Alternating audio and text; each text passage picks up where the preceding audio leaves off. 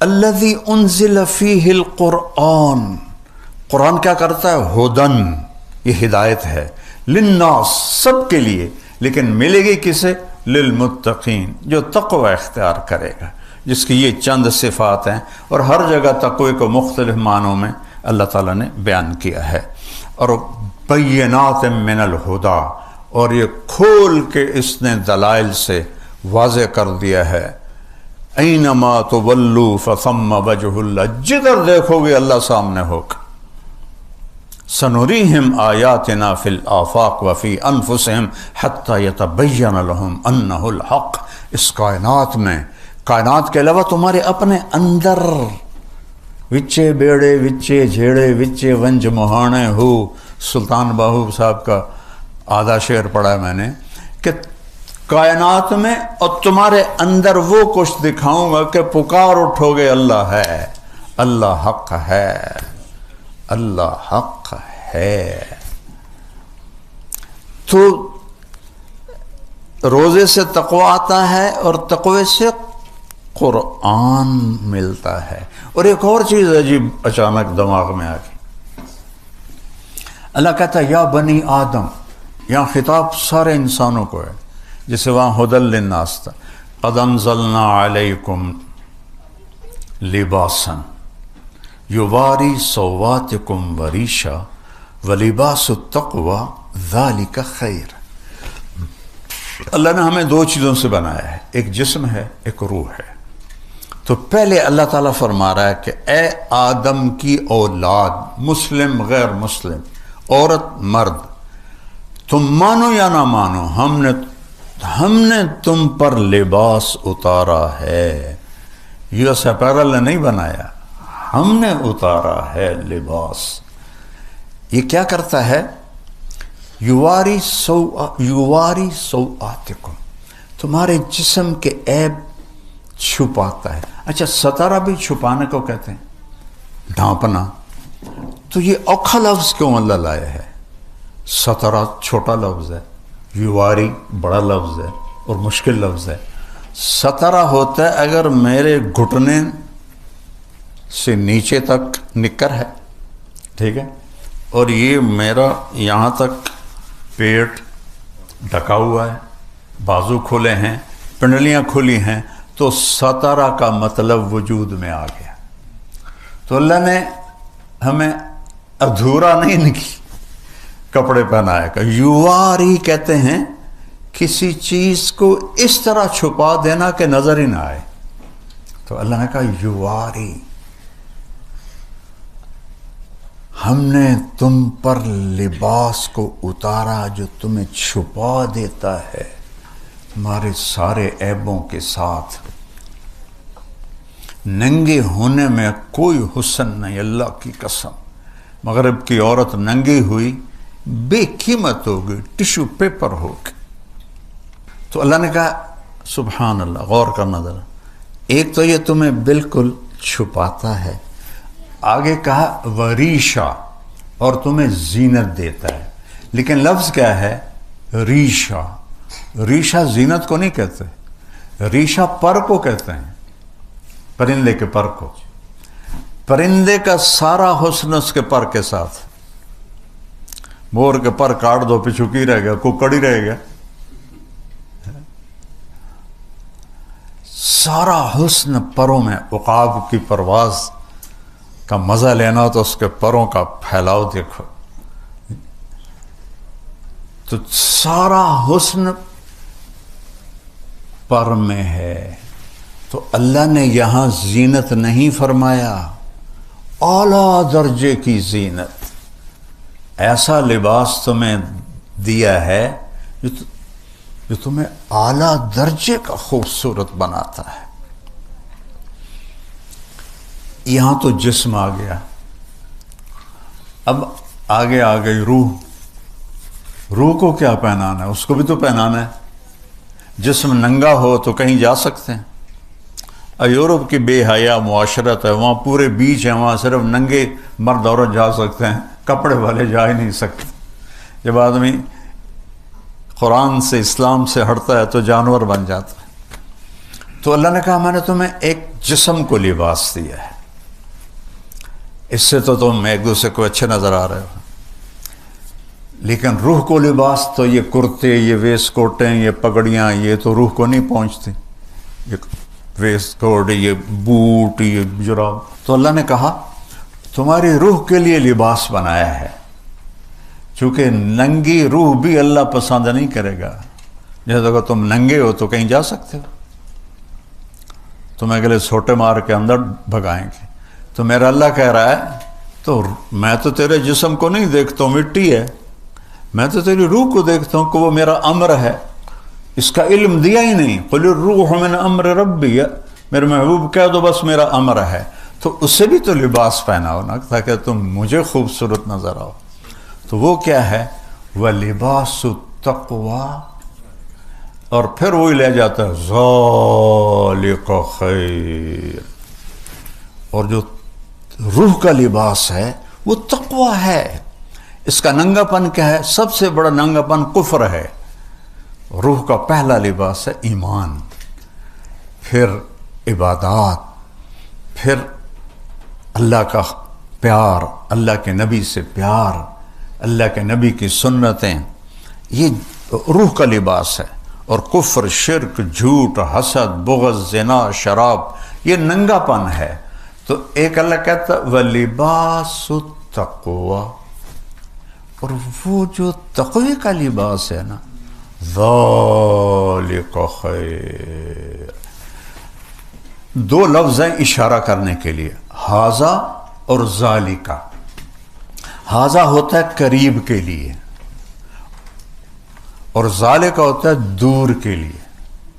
میں کہوں گا ذالکا صہیب، ھذا نہیں کہہ سکتا، کہوں گا ھذا ورد، یہ پھول ہے کیونکہ قریب ہے۔ تو جب اس کا الٹ کر دیا جائے عربی میں، قریب کی چیز کو دور کے اشارے سے ذکر کیا جائے تو اس کی عظمت بتانے کے لیے ہوتا۔ جیسے پہلی سطر ذالک الکتاب لا ریب فیہ، قرآن تو اے میرے کولے دے وچ پہ ہویا ہے، تو اللہ کہہ رہا ہے وہ کتاب، بڑی دور دکھاتا ہے، وہ کتاب لا شک، کوئی شک نہیں۔ تو اب یہاں کہہ رہا ہے تقویٰ تو میں روح میرے اندر جو سوائے اللہ کے کسی کو نظر نہیں آتے، اور اس کے اندر تقویٰ، یعنی کھڈے کے اندر کھڈا، تو وہ تو صرف اللہ دیکھتا ہے۔ تو اتنی قریب چیز کو اللہ کہتا ہے ذالک خیر، وہ تقویٰ بہت اعلیٰ چیز ہے، وہ تقویٰ بہت اعلیٰ چیز ہے، جو تمہاری اندر کا لباس تقویٰ ہے، اور باہر کا لباس یہ اللہ نے بنایا ہے۔ ایک صحابی آئے، مالدار تھے، کپڑے میلے تھے، اچھے بھی نہیں تھے۔ آپ نے کہا غریب ہو گئے ہو؟ اب انہوں نے کہا جی نہیں۔ کہا تو یہ لباس کیسا پہنا ہوا ہے؟ چل واپس جا کے لباس تبدیل کر کے آ۔ اللہ اپنے بندے پر اپنی نعمت کا اثر دیکھنا چاہتا ہے۔ حضرت امام حسن علیہ السلام بہت اعلیٰ کپڑا پہنتے تھے، بہت قیمتی۔ تو ایک آدمی نے اعتراض کیا کہ اللہ کے نبی نے تو زہد سکھایا، تم اتنا عالی لباس کیوں پہنتے ہو؟ کہا میں اس لیے پہنتا ہوں کہ غریب کو مانگنے میں ہچکچاہٹ نہ ہو، اسے پتہ ہو کہ یہ پیسے والا ہے تو اس کو مانگنے میں آسانی ہو، اس لیے میں یہ پہنتا۔ سبحان اللہ۔ تو اب میں ایسے قرآن سارا ایسے جڑا ہوا ہے، آپ جب پڑھتے ہیں تو لگتا ہے کہ یہ اس نے ان سے نہیں مل رہا، یہ اس سے نہیں مل رہا، لیکن اللہ کی قسم یہ ہوتے ہیں نا زنجیر کی کڑیاں، اس طرح سارا قرآن اس طرح جڑا ہوا ہے، اس طرح ایسے جڑا ہوا ہے۔ تو انا انزلناہ فی لیلۃ القدر شہر رمضان الذی انزل فیہ القرآن، یہ سورہ بقرہ، وہ 30واں پارہ سورہ قدر تھی، اور وَلِبَاسُ التَّقْوَىٰ ذَلِكَ خیر سورہ رعد، لعلکم تتقون سورہ بقرہ، اور ہدی للمتقین، یہ کہاں سے میں نے انزلہ اور تقوی کو جوڑ کے آپ کو ایسے زنجیروں میں پرو کے دکھایا ہے۔ تو قرآن غذا ہے جس سے تقوی پیدا ہوتا ہے، اور تقوی سے دین پہ چلنا آسان ہوتا ہے۔ آپ کی جو آپ میں سرجن ہے ان کی پریکٹس اور ہے، جو فزیشین ہیں ان کی پریکٹس اور ہے، جو گائنیکالوجسٹ ہیں ان کی پریکٹس اور ہے، لیکن وہ کرتے کرتے کرتے کرتے سیکھ جاتے ہیں۔ ایک دم تو ماں کے پیٹ سے کوئی نہیں آتا ہے۔ تو جو صفات ایمان ہیں یہ سیکھتے سیکھتے سیکھتے آدمی سیکھتا ہے۔ صرف ماں باپ مسلمان ہوں اتنے سے بچہ دین پہ نہیں آتا، جب تک اسے پورا اس کی طرف متوجہ نہ کیا جائے، سکھایا نہ جائے۔ تو میرے بھائی بہنوں، یہ رمضان کا مہینہ اصل تو قرآن کا مہینہ ہے، اور قرآن سے دل لگاؤ۔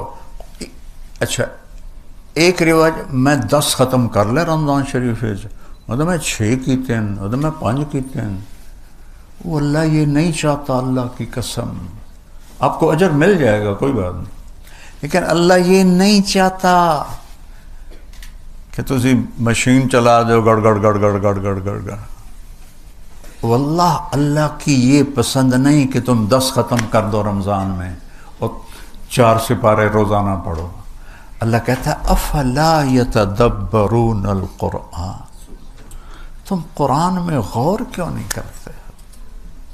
افلا یتفکرون، تم اس میں تدبر تفکر کیوں نہیں کرتے ہو؟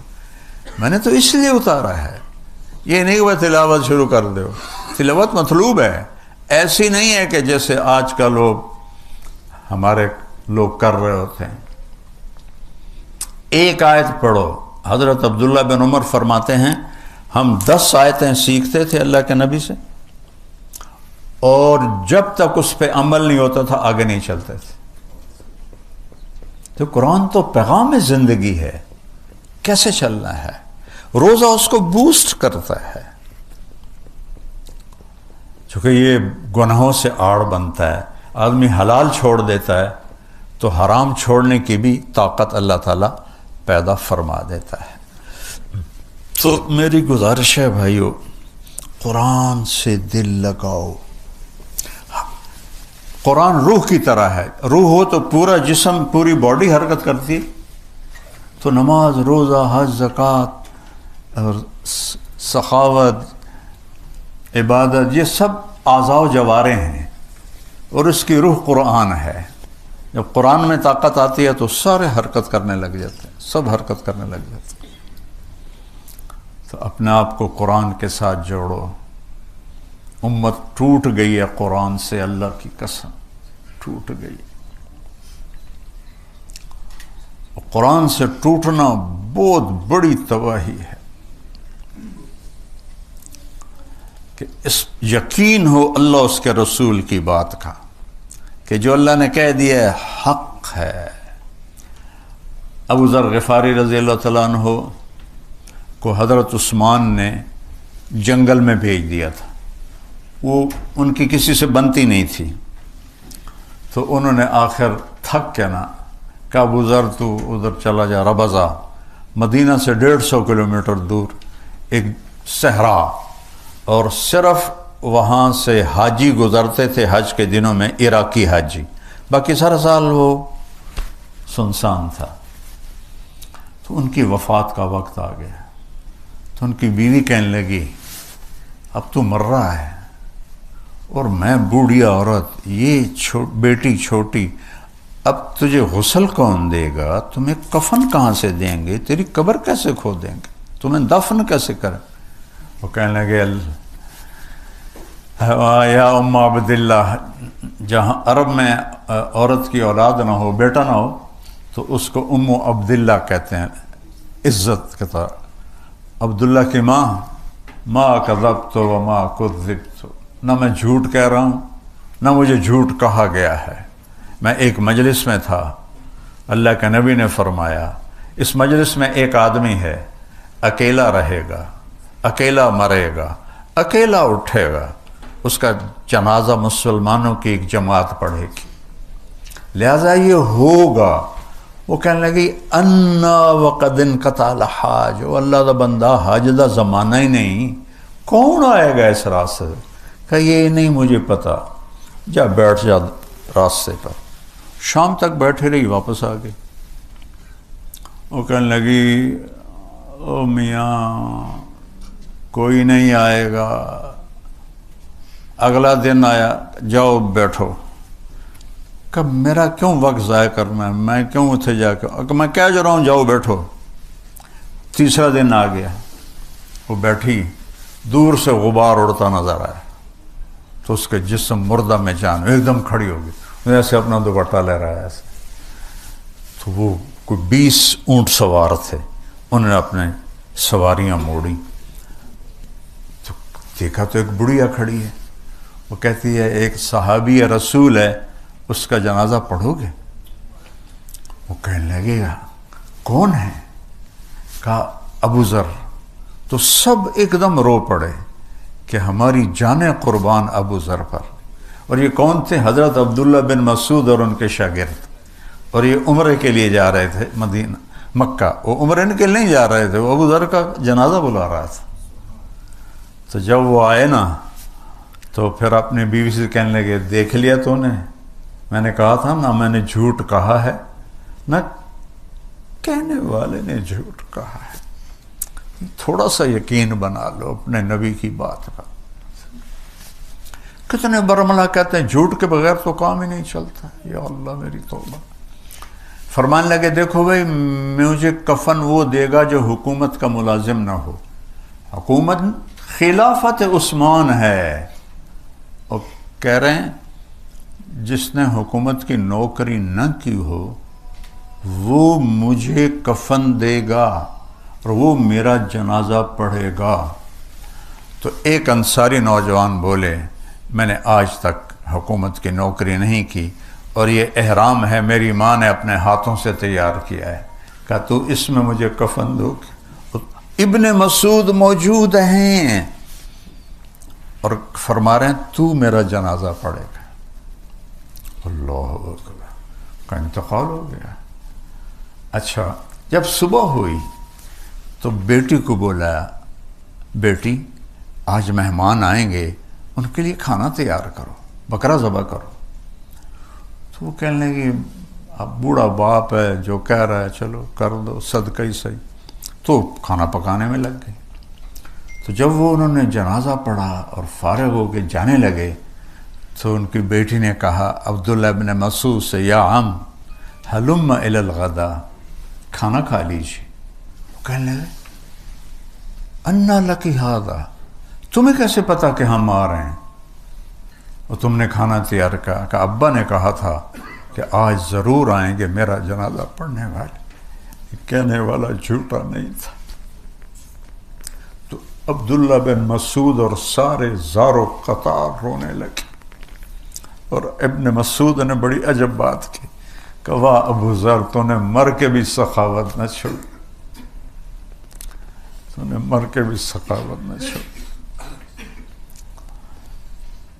بھائیو قرآن سے دل لگا لو اور اس کے محبوب کی زندگی سے دل لگا لو، کچھ ٹائم دو۔ ختم کرنے اللہ کی چاہت نہیں ہے، غور کرنا اللہ کی چاہت۔ تہجد کا وقت اس کے لیے سب سے اعلیٰ ہے۔ ایک صفحہ پڑھ لو، ایک سطر پڑھ لو کہ یا اللہ تو مجھ سے کیا کہہ رہا ہے۔ خاص طور پر آسان کرتا ہوں، یا ایھا الذین آمنوا صرف مجھ سے بات ہو رہی۔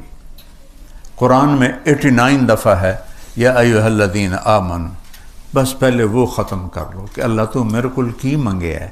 جب اللہ کہہ رہا ہے اے ایمان والو، یا ایھا الناس بھی بتا دیا، یا بنی آدم بھی بتا دیا، یا ایھا الکافرون بھی بتا رہا ہوں، یا ایھا الذین ہادوا یہودیوں کے بارے میں، یا اہل الکتاب عیسائیوں کے بارے میں۔ لیکن جب کہتا ہے نا یا ایھا الذین آمنوا، تو 1.25 ارب مسلمان جو اس وقت ہیں، اللہ ان کا کندھا پکڑ کے کہہ رہا ہے تیرے نال گل کر رہے ہیں۔ تم خود سوچو، ایک بڑا آدمی آپ کو کہے آپ سے بات کرنی، تم ادھر منہ کر کے کھڑے ہو جاؤ، کوئی تمہاری عزت رہ جائے گی؟ اور اگر اس کا موڈ خراب ہو گیا تو تمہیں کتنا نقصان پہنچا سکتا۔ شان شاہ اعظم یہاں سے ہاتھ میرا کندھا پکڑ کے کہتا ہے طارق جمیل تو ایمان والا ہے،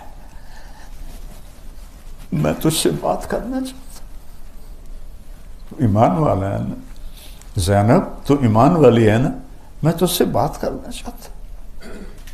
یہ تصویر ہے یا ایھا الذین آمنوا۔ تو بھائیو اللہ مجھے بھی توفیق دے، آپ کو بھی توفیق دے۔